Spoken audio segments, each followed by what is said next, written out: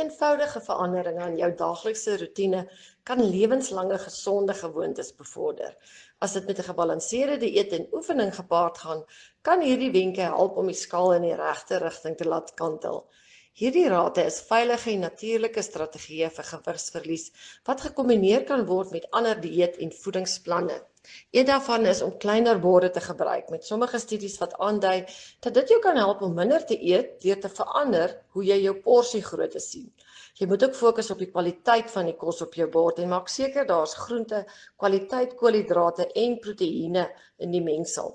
Nog 'n wenk is om te begin deur stadiger te eet en die kos regtig te geniet. Jy voel dalk meer tevrede met jou maaltyd in die algemeen en ook meer vol. En om jou lepel of vork tussen happe neer te sit, kan ook help om 'n gevoel van versadiging of volheid te gee. In dieselfde trant as om stadiger te eet, kan jy deur op jou maaltyd as die hoofgebeurtenis te fokus en nie 'n afleiding van die jongste episode van jou gunsteling drama nie, help om kalorieë te verminder. Russies en speserye by jou kos soos chili, insluitend rooipeper en jalapenos, kan dit ook jou metabolisme bevorder en vetverbranding verhoog.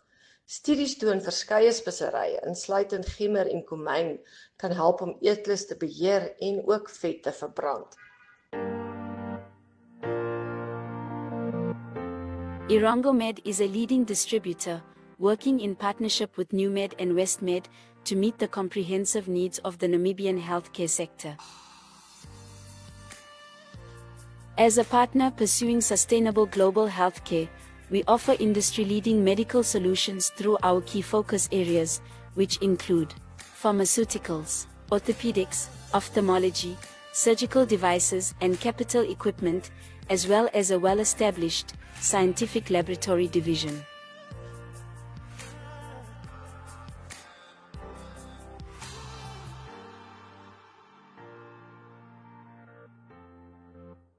In healthcare, Irongomed is committed to making a difference. What about you?